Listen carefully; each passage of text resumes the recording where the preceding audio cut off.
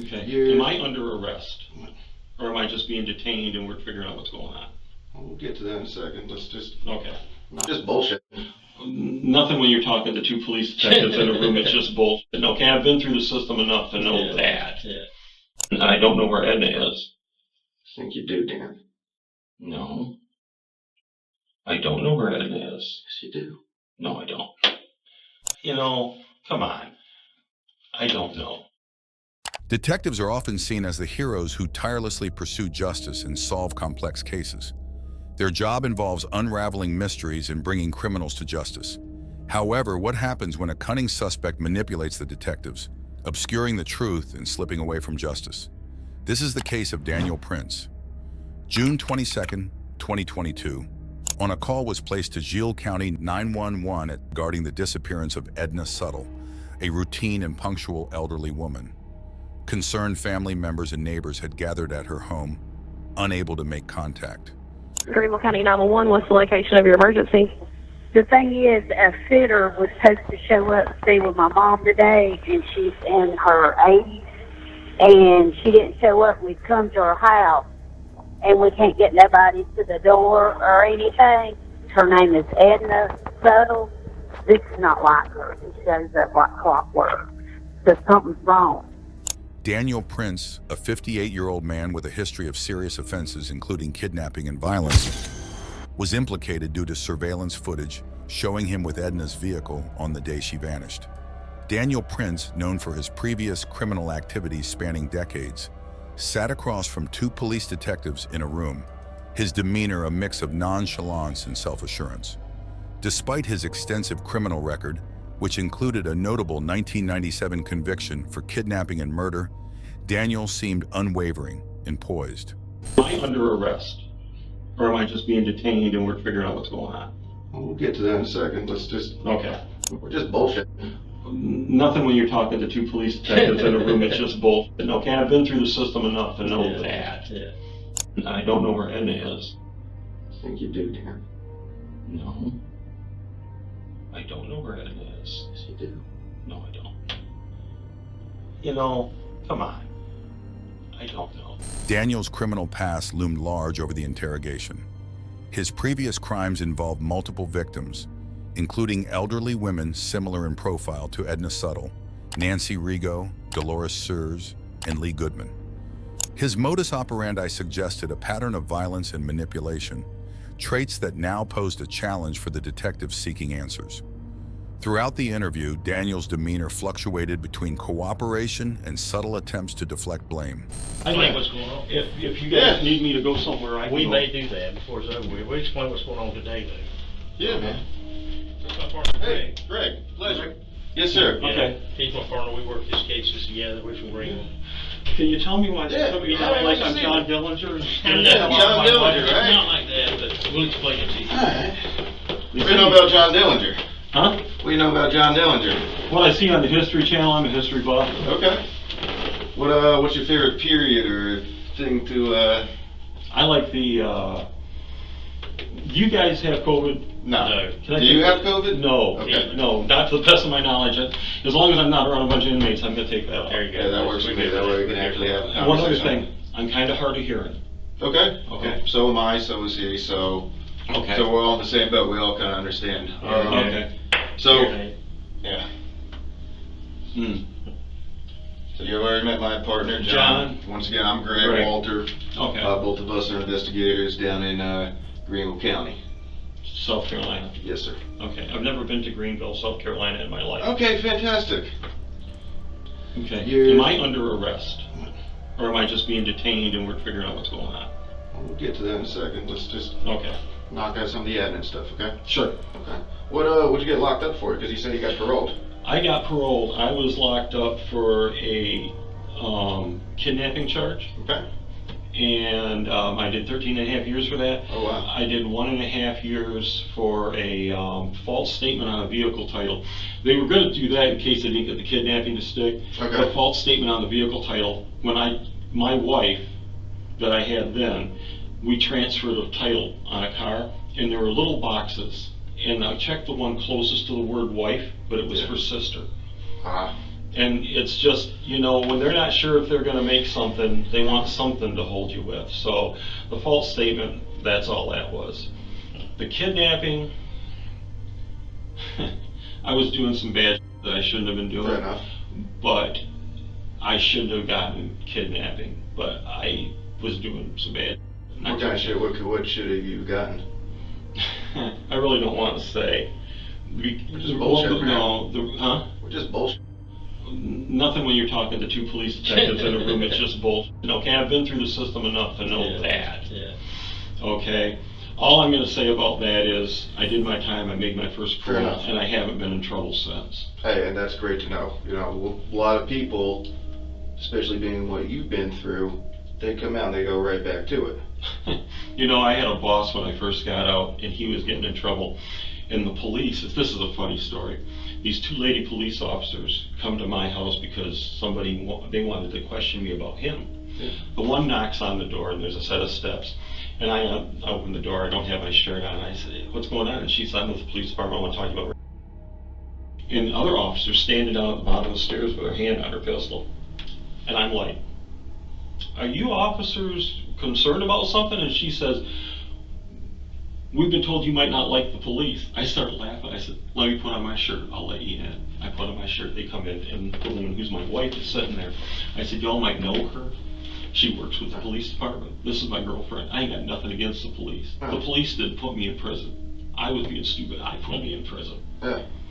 A lot of people don't even come to that conclusion either. No. So what do you do now? He recounted his release from prison in 2009 after serving 13 and a half years for kidnapping, emphasizing his clean record since then. His ability to navigate the criminal justice system hinted at a cunning intelligence honed over years of encounters with law enforcement. Okay. Why am I here? Alright. Well, before we talk to you. Like you see on television, you know how it is. Yeah. You can I'll stop say at what's any going to you. time. We're going to read you your rights.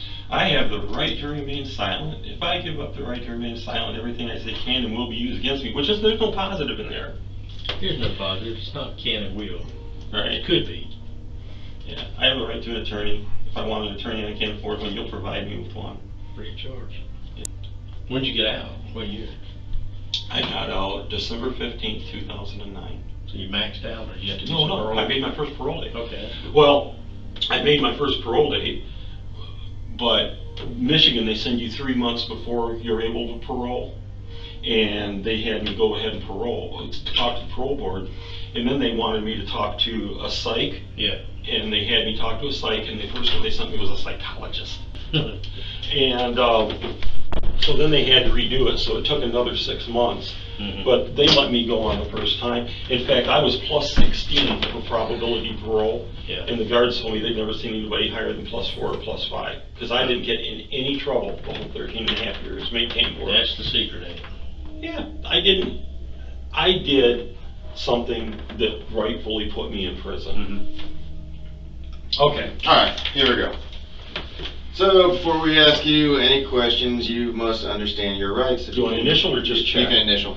Okay. Okay, that's fine. If you can read the waiver. And just... I understood the statements and I understand that my rights are, I'm willing to make this statement and answer questions. I understand that I know what I'm doing. No promises or threats. You guys gotta quit threatening me. I'll stop. Okay. Stop me, I mean. These stories I've met before. Oh, yeah. Have kids? Oh, good Lord, no. Oh, good Lord. Okay. Do you did it actually get a degree out of there or no? No. What were you studying? Law, criminal justice. Okay, looking at being a lawyer. I was originally wanting to be an attorney, yeah. What field? I wanted, God, you guys would laugh at me if I told you.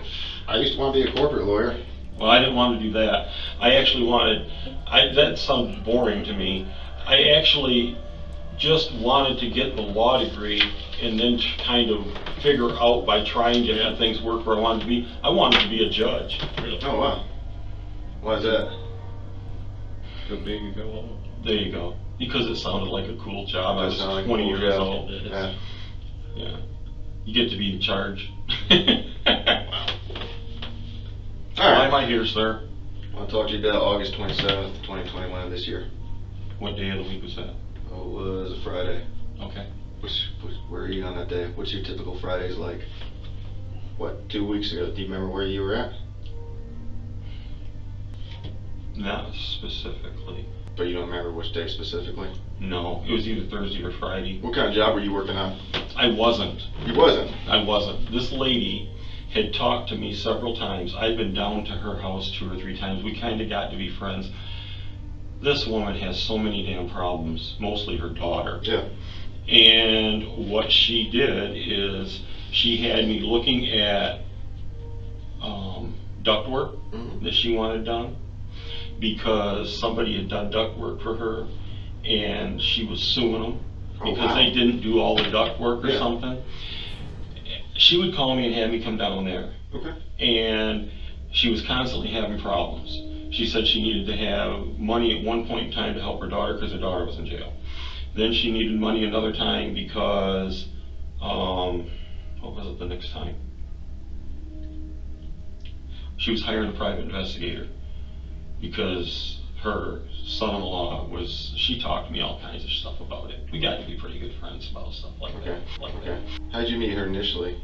Years ago. Okay. Years ago, it was somebody had given me her name or number, or her my name and number. I don't advertise. The only way I get work is if somebody gives my name out. Okay, so you went down there, and where's her house at? Because you went to her house? Okay. I know how to get there. You do? Yeah, I've been there a few times. I don't know the actual address anymore. And so you've been down there a couple of times that week? It could have been 2 times that week. It might have just been once. And any kind of ledgers or anything like that? The detectives pressed him on his whereabouts on August 27th, 2021, the last known day Edna was seen. Daniel initially claimed uncertainty about the specific date, but eventually admitted to visiting Edna's house multiple times that week for odd jobs. His relationship with Edna, initially framed as a casual acquaintance through work referrals, seemed to deepen as he recounted details of her personal life: a daughter in trouble, financial woes, and legal disputes. As the interrogation progressed, Daniel's narcissism and egocentric tendencies became evident. He enjoyed recounting anecdotes about encounters with law enforcement, painting himself as a charismatic figure who had overcome his past mistakes. His charisma, often a trait seen in manipulative individuals, posed a challenge to the detectives trying to unravel the truth behind Edna's disappearance. Daniel's responses oscillated between vague recollections and meticulous detail when convenient. He hesitated when asked about specific details of his interactions with Edna on the crucial date, suggesting a deliberate effort to obfuscate facts. can I see my one phone? The little one that's broken. That's the new one. No, that's the new one. That's the little one that's broken. This one? Yeah. Just tell me where it's at. Is there a reason you want me touching my phone? I mean, you can touch your phone right there. Okay. That's how you get into it. Okay. And let me see.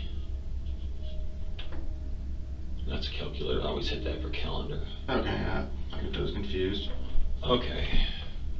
Yeah, 27th of Friday, that's never ringing a bell? No, because I have my events marked here and here. Okay. So you were down there on the 25th? I think I was down there on the 24th. Okay. And what would she have you working on, or would she send you down there for work on that you didn't work on? Well, she told me she had a truck or something that I need a truck. And she said that she had some paperwork that was going to be done on a truck at that point in time, and I was going to look at a truck and possibly get a truck from her. His insistence on minor details like the malfunctioning of his phone or unrelated anecdotes about legal matters hinted at a deliberate attempt to steer the conversation away from the core issue: Edna's whereabouts. Despite the mounting circumstantial evidence in surveillance footage placing him near Edna's residence on the day of her disappearance, Daniel remained composed. His experience with the legal system, coupled with his manipulative tendencies, presented a formidable challenge for the detectives, hoping to gather concrete evidence linking him directly to the crime. Daniel throws away the pen eagerly, relieved to be done with the formality. His talkative nature seems to act as a coping mechanism under the tense scrutiny of the detectives. And you keep going down there, so what's she paying you? Nothing. I didn't get paid So anything. it's a waste of money. A waste of time and money. But you know, a lot of my time, I go to look at things. I'm supposed to go look at a job tomorrow, which I'm betting probably won't happen at this Okay. point. But I don't know if I'm going to have that. You look Yeah. at stuff, and the thing is, she's so sweet and so nice, Yeah. and you want to help her. Mhm. And she says, you know, if I get work for her, I'll probably get other work. That's good. I mean, that's great. All right, so Why what, are we? what you're telling us is that's not you on the 27th? Food Line parking lot, Traveler's Rest?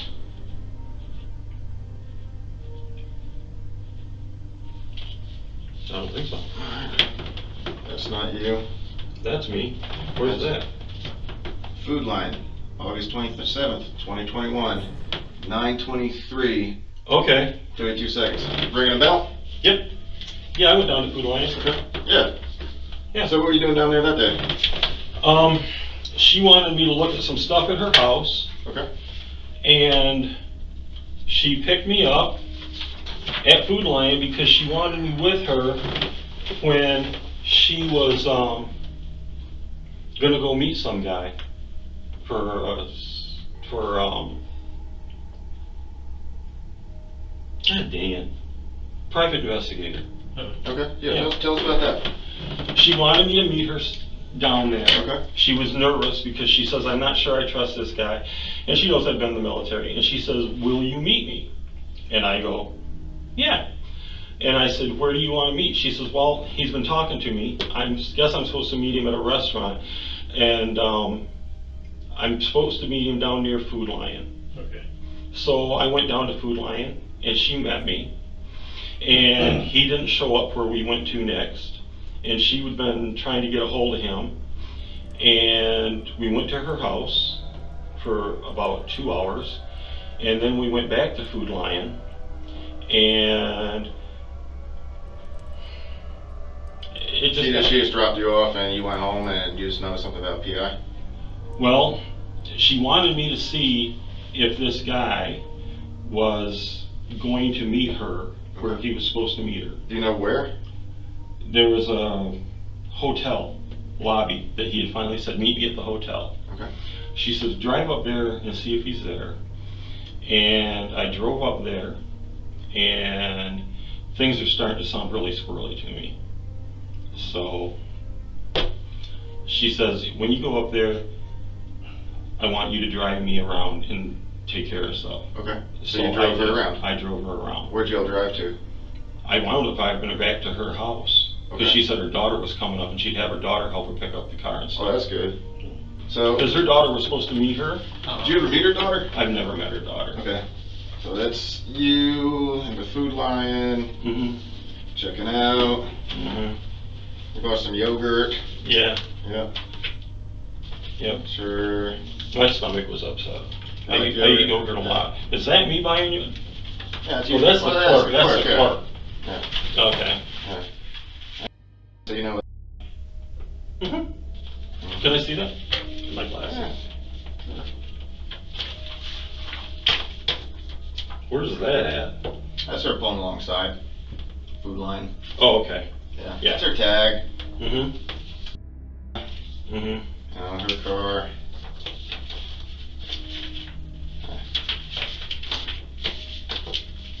Yeah, I told you I've been down there Thursday or Yeah, Friday. yeah, I yeah. thought.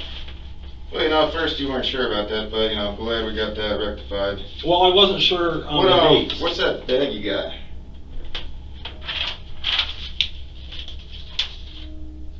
I don't have a clue. You don't have a clue? What about that? Is that more of a bigger, better blown up? That's you getting in, by the way, if that jostles your memory.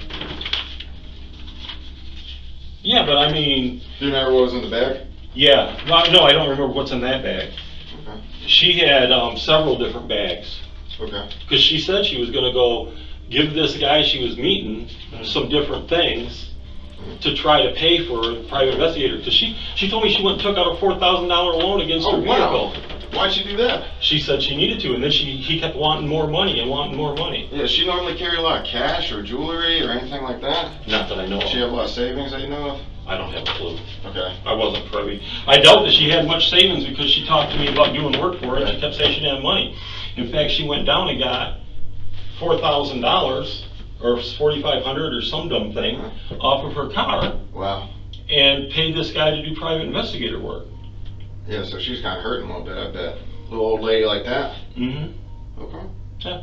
Okay, so you go up to her house, right? So that's like 9:30ish in the morning. You go straight up there. What do y'all do for that 2 hours? I just sit there and talk to her. Okay. What'd she talk about? The job, the bitching about her daughter, the bitching about the fact that her son-in-law has hidden loads of assets. She says she wants her Corvette, or not her Corvette, her daughter's Corvette. He's hidden the boat. He's hidden all kinds of stuff. Something about he's been threatening her daughter. That's why she's getting the private investigator. The daughter got arrested for threatening her. Just all kinds of shit. Oh wow. And then why did she want you to go back down to the hotel and drive around all the shops and whatnot? What's she scared She of? said he was going to meet her at the hotel. She says these guys driving a big black truck. Go see if he's even there, because I'm nervous. Yeah. And she says he knows what my vehicle is. So if we're going to go look for him, I don't want to be in my vehicle. I want you to be with me for a little bit. I said, okay. So I left her vehicle for her. And I went and got into my vehicle with her. And we drove around. And she called her daughter. And she wanted to know why her daughter wasn't there earlier or something. And she said to her daughter, she says, are you coming up? And her daughter said yes. That might have been earlier when we were at her house. She was still trying to get her daughter. So, yeah. But at any rate, She did talk to her daughter that day? She did talk to her daughter that day? She said she did. That's who she said she was on the phone with. Okay. So that's y'all coming down 25, you and her together? Back towards the hotel? It could be. Okay. Because that's her car. That's about 13:45 on the 27th. Okay. So you're with her there? Yeah. Okay. I guess. Yeah. I'm not saying yeah. I'm just saying that could be her. Yeah, here's a different angle. But I mean, we've watched this car, right? Okay. Here's y'all in the hotel parking lot. Okay. Yeah. Oh look. There's y'all backing in. Yeah. Yeah, a couple of different copies of it. Backing in. Yeah. Oh look. You get out. Nobody else gets out. I told you that. You're walking around the car. Yeah. You wipe the entire car down. Because I was worried. You were worried. There's you walking across the parking lot in front of Little Caesars. Mm-hmm. And there's you getting back into your car and driving away. Oh, she's with me. Look, man. Where's that? We need to know. Listen, Dan. Okay, you are a good dude. I honestly do believe that you screwed up years and years ago. Okay. And now. Can I look at these? What? I just want to look and see what you're talking about. Let's. No, You need to hear this, man. Okay. Mm-hmm. You're not a bad guy. Right. Nobody is saying that you're some evil, twisted dude. Mm-hmm. Okay? We need to know where it is. We've processed the car. We found the dirt. Where did you go off-road? I know. The interrogation continues with the detectives probing Daniel about his movements and interactions with Edna. Daniel's answers become more defensive as he tries to explain his side of the story. Where did you leave? Oh! I can tell you exactly where she and I had gone off-road. Please. When we were going from 25 south, there was, off to the right, there was a truck with a trailer and another vehicle there that had a for sale sign on it. And it looked like an older truck. And I needed a work truck. And I went ahead and I pulled in and with her, and then we pulled out. And it was right there on 25. Where's right now? Her family is desperately looking for her. She's missing right now. Yes, Dan, where is Edna? I don't have a clue. Yes, I dropped you do. her off at her house. Dan, please listen. You did not drop her off at her house. We have followed that car the entire day, up and down 25. There's a number of minutes that are unaccounted for that are not by her house. Okay? Which car? Mine or hers? Daniel's voice becomes more animated as he recalls the details. The detective remains calm but insistent. Dan, stop playing games. You know what we're When I talking got, about. okay, I can help you here. Okay. You gotta give me a second. You gotta let me answer the questions when they're asked. When I dropped her vehicle off looking for the guy, she said she wanted me to take her and drive around in my vehicle. So I left her vehicle. I went down to Food Lion and she was in my vehicle with me. And I dropped her off at home. Dan, we watched the video. She is not. The car sits there. It sits there, man. No, not in her car. Never. My car. We I watched you dropped go her back off to with Food my Lion. car. You did not drop anyone off, man. I picked her back up. She sat in my car at Food Lion and I went back and got her. No, you did not. When are you trying to say? Please explain. Explain yourself. Please explain at which point that we must have missed in the video that you dropped her off. Okay. We have a lot of it. Okay. I get that. You don't have picture of her leaving Food Lion in my vehicle with me? If you don't, you should. Why your vehicle never went back to her house? We have your vehicle, that silver car, going straight up 25 and not stopping at her house. That's not true. It is true. I Dan. stopped at her house. What's your wife gonna think about this? Well, my wife would be very upset if I had done something, but I didn't, and I don't know where Edna is. I think you do, Dan. No. I don't know where Edna is. Yes, you do. No, I don't. Dan. Let's go back to why you wiped the car down. What you said you were worried about what? The only thing I did was because I knew I'd been in and out of her car all the time with her. I'm like, there is no way in hell I'm going to just leave this thing here because she's got somebody that's after her. The interrogation continues with the detectives pressing Daniel for more details about his whereabouts and interactions with Edna. Daniel's answers become more defensive as the detectives present evidence contradicting his statements. The detectives continue to question Daniel, trying to piece together the events leading up to Edna's disappearance. Daniel's demeanor shifts from frustration to resignation as he realizes the gravity of the situation. Daniel nods slowly, his gaze fixed on the table in front of him. The room falls silent for a moment as the detectives review their notes and Daniel collects his thoughts. Finally, Daniel speaks again, his voice barely above a whisper. Mr. Engine, if I knew where Edna was, I would tell you. If I knew who this guy was in this truck that she was having me watch for her with, she asked me if I would help protect her and take care of her because she wanted to make sure that this guy didn't do something stupid because she was hiring somebody shady. Because she wanted to have something done to her son-in-law. She had to. Did she ever say P.I.'s name? Mm-mm. No, she said she hired one guy and gave him like $6,000 as a PI. I think that's what it was. Or maybe it was $6,000 she needed for her daughter because her daughter was in jail. At any rate, she had mentioned $6,000, or she had already gone through $6,000 between the daughter and the PI or whatever. She said that friends helped her find another guy that said he was really good at this, but she didn't trust him. But she was going to go ahead and meet with him. She didn't want to meet with him alone. She wanted to meet with him with But her you were daughter. driving the Jeep down to go meet, and then you backed it, let her out, or how'd that work? She was gonna meet him where? You said that. Yeah, there was a hotel, or I don't even know the name of the hotel. It's right next to the Food Lion. Okay. Did y'all stop at a restaurant on the way down? We stopped at a restaurant. No, I've never been to a restaurant with that. All right. Yes. So when She said that she was supposed to meet him. She said she was supposed to meet him, and she didn't want to do it alone because her daughter wasn't there, and that's why I went with her. And so y'all go up to the hotel. She goes where? She said in my vehicle. She said he knows what I look like. He knows what my vehicle looks like.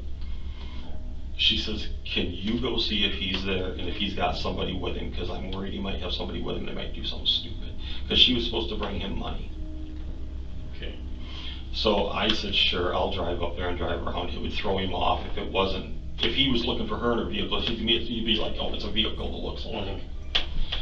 So I go up there and I drop off the vehicle. I go back down to my vehicle to where she is sitting at. She's perfectly safe and fine in my vehicle, food line. I said, what do you want to do? Because she says, if we're going to keep looking for him, I don't want to be in my vehicle because I don't want him to spot me if they're doing something stupid. I'm getting scared. I said, okay. Then she said, you know what? I need my medication. Take me home. Let's get my medication. And I got her home. I said, what do you want to do now? I said, because I can't be doing this all day. I got to get back home. I got to do the things I'm doing. And she said, tell you what, my daughter's going to be coming up here. She can take me to go get my vehicle so you don't have to run around all over. Thanks for everything you've done. I said, okay, I'll see you later. Have you ever done this for her before or anybody? No. You're not like a bouncer or a bodyguard or anything like that? No. You've never had to do this? No. This is a pretty interesting story. She's scared. Yeah, I understand. But about 30 minutes ago, you couldn't even remember going the day you went down. I couldn't remember if it was Thursday or Friday. I said, I don't know if it's Thursday or Friday. And then we get this elaborate story. It's not elaborate. Well, I mean, it's detailed if you're not a But I did, all you started out with was, were you there Friday? And I'm like, I don't know. It was Thursday or Friday, and I'd been there earlier in the week. Why'd you move her driver seat up? Why'd you move her driver's seat up? Move her driver's seat up? I never moved her driver's You're seat. the last one in the car in the video. I never moved her driver's seat when I got in. You drove without Cat? Yeah. Okay. All the way pushed up? He was pushed. Well, I didn't want to. All I did was sit in her car, drive it up there. It was just right around the corner, man. I'm not going to go adjusting somebody's seats and playing with their seats. Right around the corner. It's like a 10-minute drive from her house to the hotel. Just 4 or 5 miles down there. I just never moved a vehicle seat. I don't move my wife's vehicle seat when I get in my wife's car. So when you were driving her back, did she say anything? Back to the house? Yeah. She said, I'm feeling sick to my stomach. I really need my medication. What kind of medicine? I don't know. Come on. This is what I can tell you what she said she had wrong with her. Okay, fair enough. But I can't tell you the name of a med. Okay, what she had wrong with it? Give me just a second. It's something to do with your intestines. I'm losing the term here. Gastroenteritis or something like that, to where she said she got diarrhea, and she said this was upsetting her so much that she was feeling like she was going to have diarrhea and she needed her medication.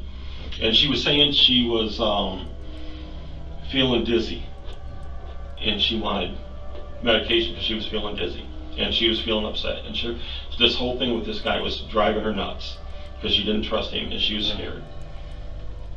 So I took her home, I dropped her off, and I left. I promise you. I took her home, dropped her off, and I left. What time did you get home? Back up here, did you come back straight home? No, I didn't come straight home. Where'd you go? Well, I stopped different places. I stopped at Tractor Supply and get bird food. Okay. So when you dropped her off the last time, y'all are coming back from TR after leaving her car at the hotel.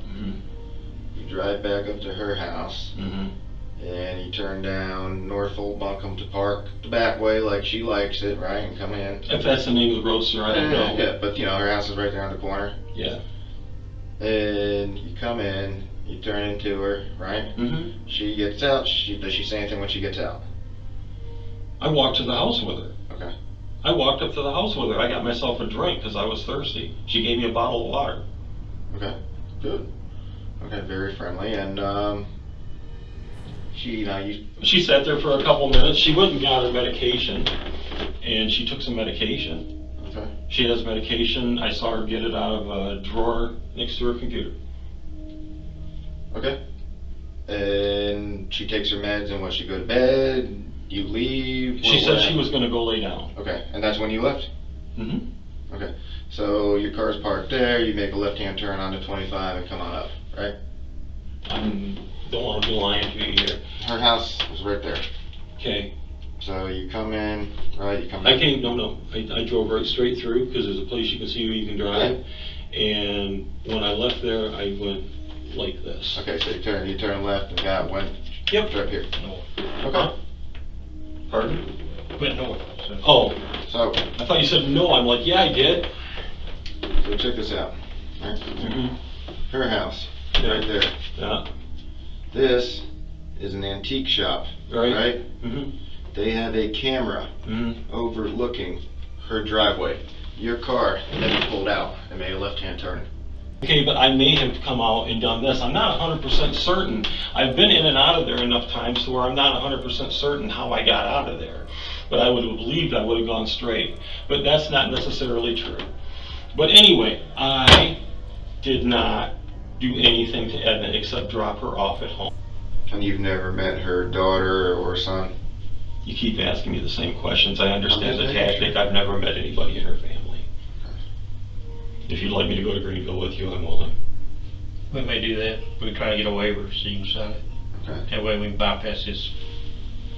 I don't want to sit. I don't want to sit in your jail for 2 weeks, waiting for you to get extradition so that I can go to Greenville to take care of a problem that I didn't do. Okay. What happened to your knee? I have a ramp outside my house. Okay. When it rains, it gets incredibly slippery. We came back the other day and it had been raining. And I told my wife as she's coming up the ramp, I said, be careful, it's really slick. I took 2 more steps to go unload the trunk and my feet went out from underneath me Oh, wow. and whacked. Scraped That's it out. nasty, man. Wow. And when'd you say you did that? The other day, like 4 or 5 days ago. Jeez, that looks bad. It bled like crazy. It still bleeds. Bleeding a little bit, you can see. Yeah, that's because I was picking at it. Well, yeah, if they say it like that, you always want to pick at it. The itch. Would you be willing to take a polygraph? No. No? And Okay. here's why. 1, I'm a nervous person, I don't do well. And 2, I've been told not to ever take one by the previous attorney I had because he said, you're not going to do well on it. Because you're so nervous. Mm-hmm. Gotcha. Heard that before. Or your phone's gonna tell us, corroborate what you told us today, because we're gonna search them. Tell you what. I mean, your travels, because it documents, the phone does, it hits phone towers, where you're going, where you stop. Fine. Okay. You want me to sign so you don't need a warrant?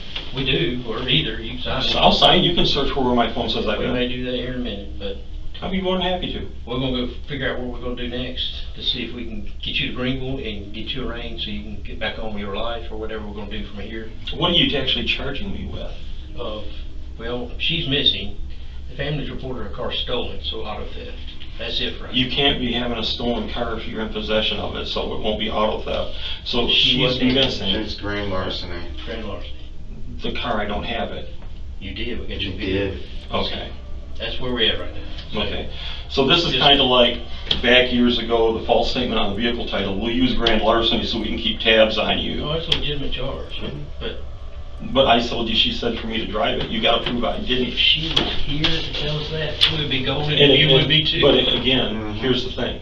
For you to show grand larceny, you have to show that I stole it and didn't have permission to use it. Okay? And you're not going to be able to prove that.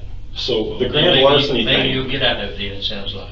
Okay, I'm not trying to get I out know, of but it anything. sounds like you might have a, I'm not trying to get Hold out on, of something. What I'm just saying to you is you gotta have more than a grand larceny charge that you're wanting to hold me on. What are you wanting to hold me on besides grand larceny? What are you we planning didn't to even say charge we me wanna on? hold you. Oh, We didn't even say that. I thought you said you were gonna take me down there and We are. charge me with grand larceny. It's a Greenville charge, yeah, we got a warrant on you. So you gotta come to It ain't what we Greenville. wanna hold you on it, we're gonna charge you with it, but it's So I can bond out and go home? a possibility, Okay. possibility. You're not charging me with anything other than grand larceny? Well, right now, unless something comes up that's just stupid. We need to find charge out. you with anything else? The interrogation intensified as discrepancies in his account emerged, particularly regarding his movements in the CCTV evidence. He continued to offer details of dropping her off safely and denied any foul play. The detectives, however, were skeptical, recognizing inconsistencies in his narrative and pressing for clarity on several points. Despite his efforts to appear cooperative, suspicions lingered, especially regarding his interactions with Edna and the circumstances surrounding her disappearance. In a subsequent custodial interview, Daniel eventually confessed to the murders. He disclosed where he had buried Edna Suttles, offering closure to her loved ones after a lengthy search.